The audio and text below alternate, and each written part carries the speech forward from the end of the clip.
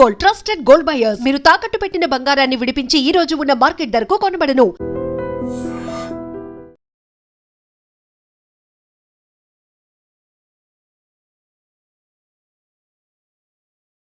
నమస్తే, welcome to I dream. నేను వలి. Pune business man Ketan హత్య కేసుకు సంబంధించి పోలీసులు దర్యాప్తు వేగంగా చేస్తూ ఉన్నారు. దర్యాప్తు చేస్తున్న క్రమంలో కొన్ని కీలకమైనటువంటి విషయాలు బయటకు వస్తూ ఉన్నాయి. ఎందుకంటే విచారణ చేస్తున్నప్పుడు వాస్తవాలు ఒక్కొక్కటే వెలుగులోకి వస్తాయి కదా. ఇప్పుడు లేటెస్ట్గా తెలిసింది ఏంటి అంటే, హత్యకు ముందు కేతన్ని లోయలో తోసేసే ముందు ఒక అరగంట ముందు ఏం జరిగింది, ఇది చాలా కీలకంగా మారింది. ఎందుకంటే అరగంట ముందు వీళ్ళిద్దరూ కూడా ఫోన్లో మాట్లాడుకున్నారు. ఎవరు? ఈమె సియా గోయల్ ప్రియుడు చేతన్. వీళ్ళిద్దరూ ఫోన్లో మాట్లాడుకున్నారు. వాళ్ళు తమ తమ ఫోన్ల నుంచి కాకుండా వేరే నెంబర్లతో వాళ్ళు ఫోన్లో మాట్లాడుకుని ఎలా చంపాలి అన్నదాని గురించి మళ్ళొక్కసారి ఆల్రెడీ ప్లాన్ చేసేసుకున్నారు. ఒక కేఫ్లో కూర్చొని గంటల సేపు మాట్లాడుకుని డిసైడ్ అయిపోయారు. మళ్ళీ అరగంట ముందు వీళ్ళు మళ్ళొక్కసారి డిస్కస్ చేసుకున్నారు. ఇది కానీ మనం కరెక్ట్గా చేయకపోతే మన బతుకు బస్ స్టాండ్ అయిపోద్ది.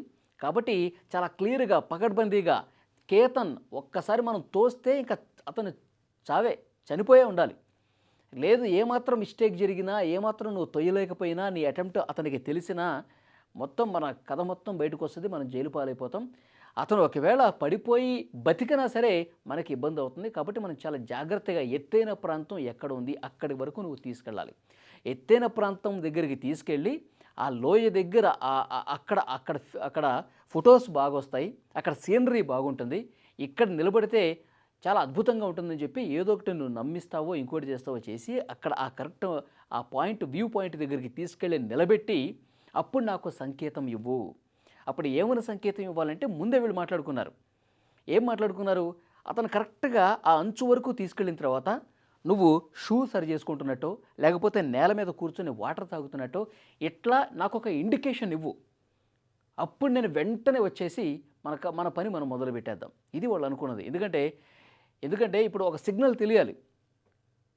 ఇది కరెక్టా కాదా, ఇప్పుడు ఈ టైంలో మనం తోసేయటం కరెక్టా కాదా అన్నది అటు కొంచెం దూరంగా ఉన్నటువంటి ప్రియుడి చేతనకి తెలియాలిగా. అందుకే వాళ్ళు ఒక కొండ గుర్తు ఏం పెట్టుకున్నారు, నేను ఇట్లా వంగుని నా షూసు లేస్ కట్టుకోవటము, లేకపోతే కూర్చొని వాటర్ తాగటము ఇది చేస్తా.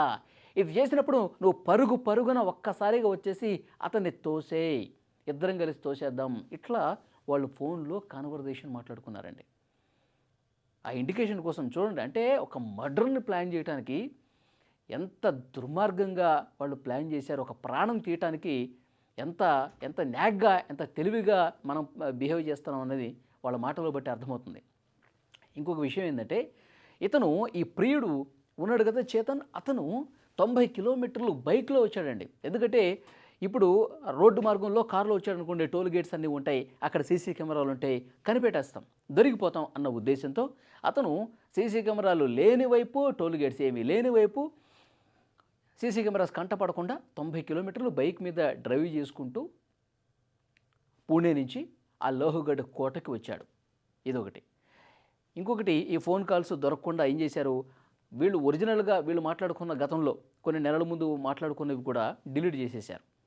వాట్సాప్ చాట్లు కావచ్చు, తర్వాత ఫోన్ రికార్డింగ్స్ కావచ్చు, 3 నెలల డేటా డిలీట్ చేసేశారంట.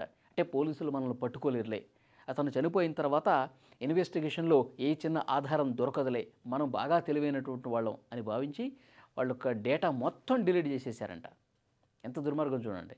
డేటా డిలీట్ చేయటం, సీసీ కెమెరాలకు దొరకకుండా బైక్లో రావటం, వచ్చిన తర్వాత కేతన్ని పడేసేటప్పుడు కింద వాళ్ళు సిగ్నల్ పంపించడం. సియా గోయల్ కనీసం మనుషులకు అసలు మానవత్వం లేకుండా క్లియర్గా అర్థమవుతుంది. ఇక్కడ చంపాలన్నటువంటి ఉద్దేశంతో ఎంత దుర్మార్గానికైనా తెగబడతారు అంటానికి ఇదొక సజీవ సాక్ష్యంగా నిలిచింది.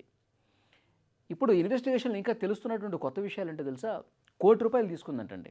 ఎంగేజ్మెంట్ అయిన తర్వాత ₹1 కోటి ఈ సియా గోయల్ కేతన్ నుంచి తీసుకుని ప్రియుడి చేతన్కి ఇచ్చింది. ఆ ₹1 కోటి తీసుకునేటప్పుడు ఏం చెప్పింది, నేను షాపింగులు చేయాలి, నాతో పాటు ఇంకా ఫ్యామిలీకి కూడా కొన్ని విలువైనటువంటి షాపింగ్స్ చేయాలి. ఎందుకంటే నవంబర్లో మ్యారేజ్ ఉంది కాబట్టి, చాలా దగ్గరగా ఉంది కాబట్టి మనం చాలా రిచ్గా చేసుకోవాలి.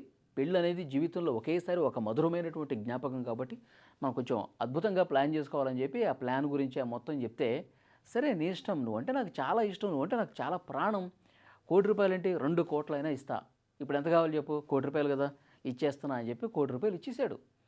ఆ ₹1,00,00,000 తీసుకుని వీడేదో బిజినెస్ చేస్తున్నాడంట లవర్, వాడి ప్రియుడు.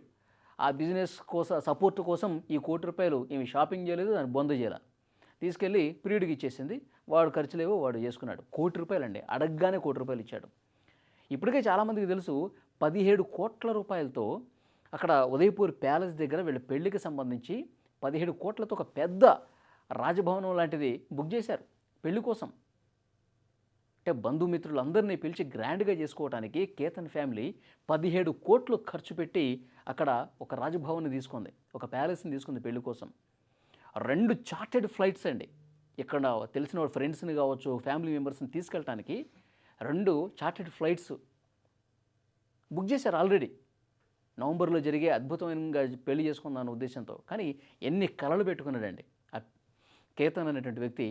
యువ రియల్టర్ అతను, రియల్ ఎస్టేట్ బిజినెస్ మొత్తం ఆ ఫ్యామిలీకి 600 కోట్ల రూపాయలకు సంబంధించినటువంటి 600 crores 600 కోట్ల సామ్రాజ్యానికి ఒక్కడే వారసుడు.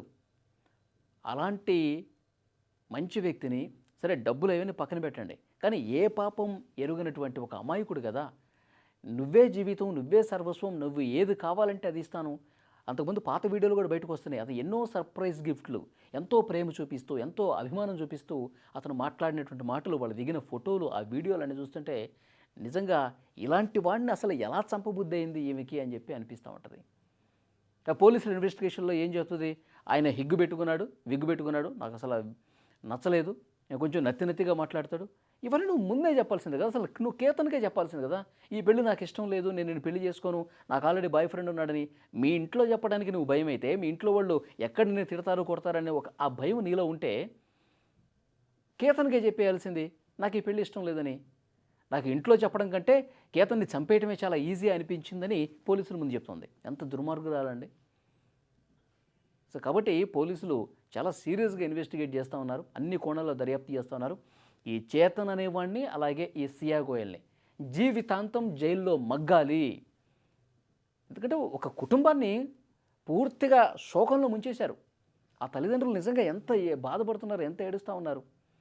ప్రాణం పోతే తిరిగి వస్తుందా? ఈజీగా ఏదో ఒక బిస్కెట్ ప్యాకెట్ చాక్లెట్ను అట్లా ఇసిరేసినట్టుగా కేతన్ అనే ఒక అమాయకుడిని బలి తీసుకున్నారు. ఇప్పుడు సోషల్ మీడియా మొత్తం, ఎందుకంటే దేశవ్యాప్తంగా తీవ్ర చర్చనీయాంశమైంది ఈ కేసు. సో సియా గోయల్ లాంటి ఆడవాళ్ళ మానసిక పరిస్థితి ఏంటి, వాళ్ళు ఎందుకు ఇట్లా తయారవుతున్నారు, కుటుంబాలు ఎందుకు ఈ విధంగా ఉన్నాయి, మనుషుల్ని చంపే వరకు ఎందుకు వెళ్తూ ఉన్నారు, మళ్ళీ ఇలాంటి ఘటనలు జరగకుండా ఉండాలంటే ఏం చేయాలి, దీని మీద వర్కౌట్ చేయాల్సినటువంటి అవసరం ఉంది. ఇటు ప్రభుత్వాలు కావచ్చు, పోలీసు శాఖ కావచ్చు, అందరూ కూడా ఇలాంటివి జరగకుండా ఉండాలంటే, ఒక ప్రాణం తీయటానికి కూడా వెనకాడిన పరిస్థితులు ఉన్నాయంటే, సో మార్పు డెఫినెట్గా రావాల్సిన అవసరం ఉంది. ఆ మార్పు ఎప్పుడు వస్తుంది? భయం ఉన్నప్పుడు వస్తుంది. సో ఇలాంటి వాళ్ళని వీళ్ళు ముసలి వాళ్ళు అయ్యే వరకు జైల్లో ఉంటే అప్పుడు తెలుస్తుంది, అప్పుడు భయం అనేది ఏంటో తెలుస్తుంది. సో డెఫినెట్గా చాలా కఠినంగా వీళ్ళని శిక్షించాల్సినటువంటి అవసరం ఉందని చెప్పి సోషల్ మీడియా వేదికగా ఈ ఘటన గురించి తెలిసిన ప్రతి ఒక్కరూ కామెంట్లు చేస్తూ ఉన్నారు. ఈ వీడియో మీద మీ అభిప్రాయాన్ని కూడా కామెంట్ రూపంలో తెలియజేయండి.